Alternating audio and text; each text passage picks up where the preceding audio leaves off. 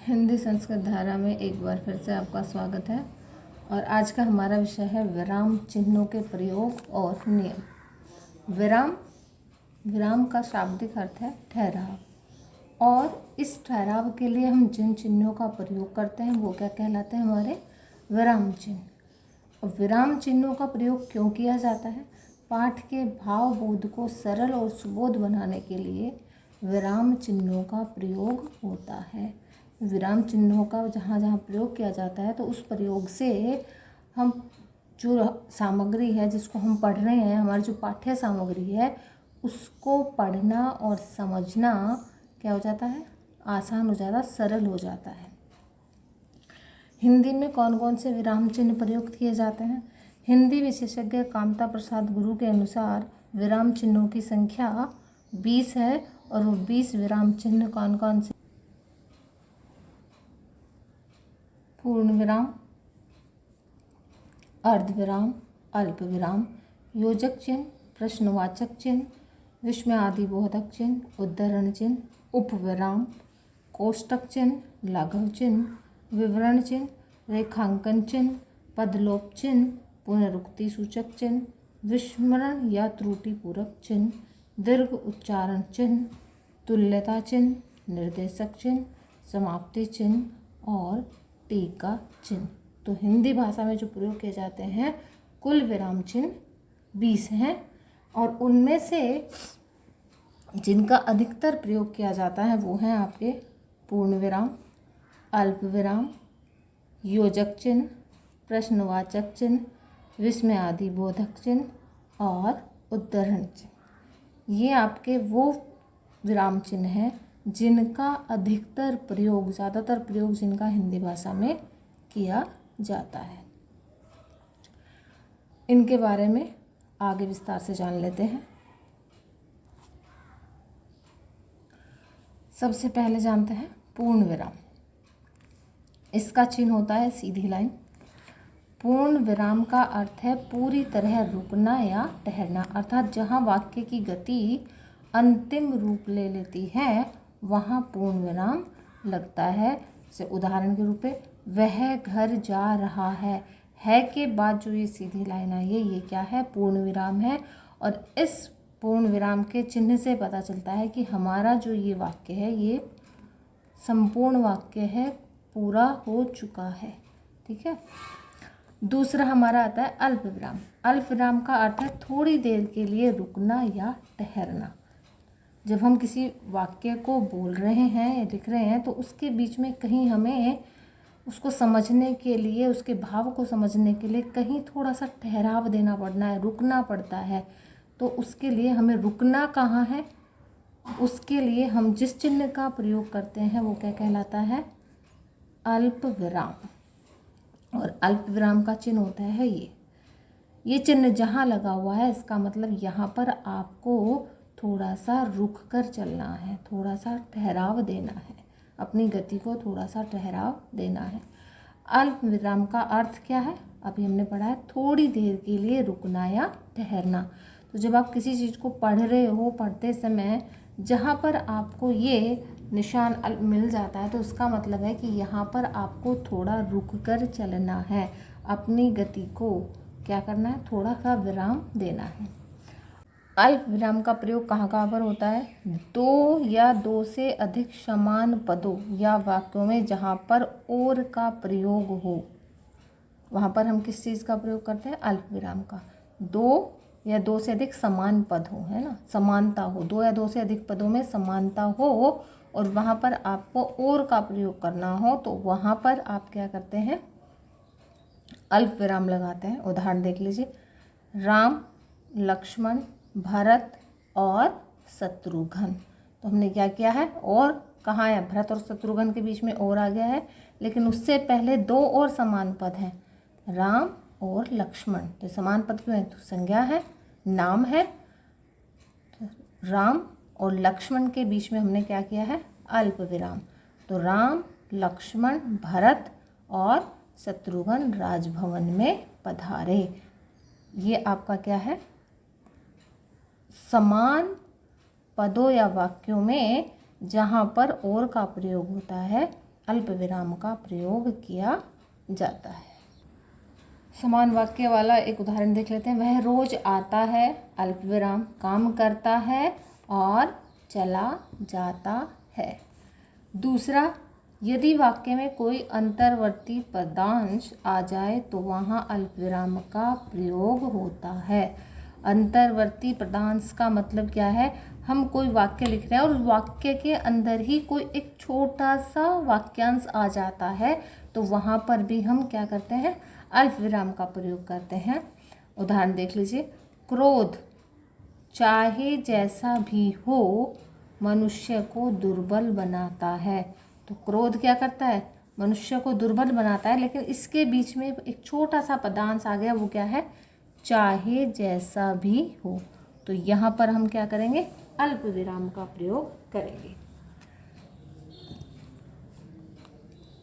आगे चलते हैं। जहाँ शब्दों की पुनरावृत्ति की जाए वहाँ अल्प विराम का प्रयोग होता है। शब्दों की पुनरावृत्ति का मतलब एक शब्द को आप दोबारा से फिर बोलते हैं तो वहाँ पर भी अल्प विराम का प्रयोग होता है। उदाहरण देख लीजिए। सुनो सुनो, तो यहाँ पे सुनो शब्द क्या है? दो बार आ गया है, तो यहाँ पर भी अल्प विराम का प्रयोग होगा। सुनो सुनो वह बुला रही है। एक और उदाहरण देख लेते हैं। नहीं नहीं ऐसा नहीं हो सकता है। तो पुनरावृत्ति शब्दों की जहाँ होगी वहाँ भी अल्प विराम का प्रयोग होगा। और कहाँ पर प्रयोग होता है? वाक्य के बीच में जहाँ पर क्या आता है? क्योंकि, पर, इसलिए, किंतु, परंतु, अतः, जिससे, तथापि आदि अवयवों का प्रयोग होता है। तो जिस वाक्य में भी क्योंकि, पर, इसलिए, किंतु इस तरह के शब्दों का अगर प्रयोग होता है तो इनसे पहले अल्प विराम का प्रयोग किया जाता है। इसका उदाहरण है, ऐसा कोई कार्य न करो जिससे बदनामी हो। तो यहाँ पे जिससे सबसे पहले आपका क्या आएगा? अल्प विराम आएगा। आगे देखते हैं। जहाँ किसी व्यक्ति को संबोधित किया जाए, आप किसी को संबोधित करके कोई बात कहते हैं तो उस व्यक्ति को, जिसको आप संबोधित कर रहे हैं, उसके संबोधन के बाद आपका अल्प विराम का प्रयोग होता है।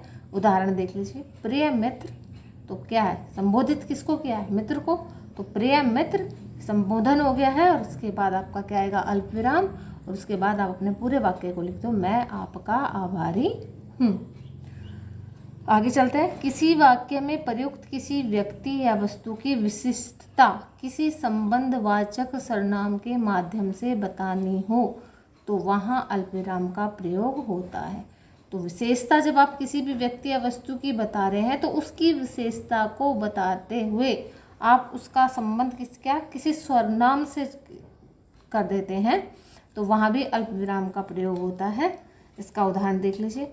मेरा भाई, तो जो एक इंजीनियर है ना?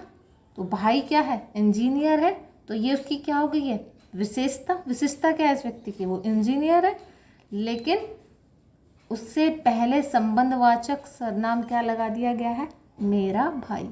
जो व्यक्ति है वो इंजीनियर है, उसकी विशेषता है, और उसका मेरे से संबंध क्या है? मेरा भाई। तो जहाँ आपने संबंध जोड़ा वहाँ आप क्या लगाओगे? अल्प विराम। जो एक इंजीनियर है, विदेश गया है। ठीक है। और एक और आपका पॉइंट आता है, अथवा या से पहले। अथवा, जहाँ पे अथवा या लिखा हुआ उससे पहले कभी भी अल्प विराम का प्रयोग नहीं होता है। जिस वाक्य में वह, यह, तब, अब, तो आदि का लोप हो वहाँ अल्प विराम का प्रयोग किया जा सकता है। उदाहरण है, वह जहाँ जाता है बैठ जाता है। तो इस वाक्य को जब हम पढ़ते हैं तो यहाँ पर हमें लगता है कि वहाँ शब्द का लोप हो रहा है, और जहाँ पर लोप होता है उस जगह हम क्या लगा देते हैं? अल्प विराम। ऐसे दूसरा उदाहरण है, जो करना है वह कर डालो। तो वहाँ पर वह नहीं लिखा गया है, उसका लोप कर दिया गया है और उसकी जगह क्या लगा दिया गया है? अल्प विराम। आगे चलते हैं। किसी व्यक्ति के कथन से पहले अल्प विराम का प्रयोग किया जाता है।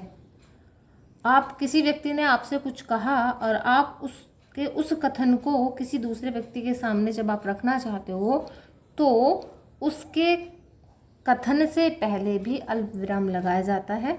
उदाहरण में देख लीजिए, उसने कहा अल्प विराम वह कल गांव जाएगा। उसने कहा वह कल गांव जाएगा। तो कथन है, कथन क्या है, वह कल गांव जाएगा, और जिसने कहा है तो उससे के बाद क्या आ जाएगा, आपका अल्प विराम लग जाएगा।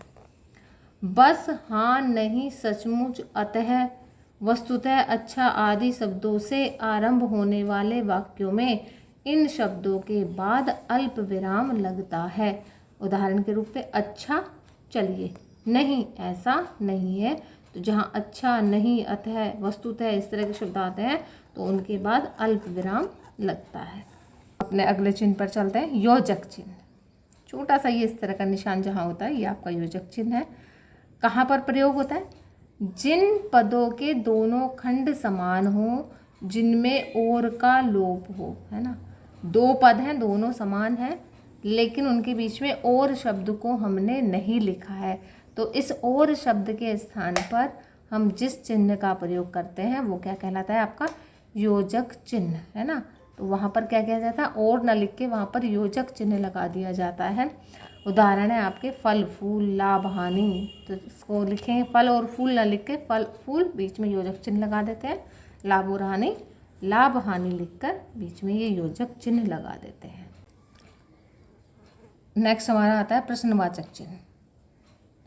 जहाँ पर प्रश्न पूछे जाने का बोध हो वहाँ प्रश्नवाचक चिन्ह का प्रयोग किया जाता है। इसको आप सभी लोग जानते हैं। तो कहीं भी आपको भी किसी से भी कोई भी प्रश्न पूछते हैं, उसके बाद जो ये निशान लगा हुआ था ये आपका क्या कहलाता है, प्रश्नवाचक चिन्ह। तो आज की इस वीडियो में हम लोगों ने जाना पूर्ण विराम, अल्प विराम, योजक और प्रश्नवाचक चिन्हों के बारे में। बाकी आपके जो विराम चिन्ह बचे हुए हैं उनके बारे में हम अपनी अगली वीडियो में जानेंगे। धन्यवाद।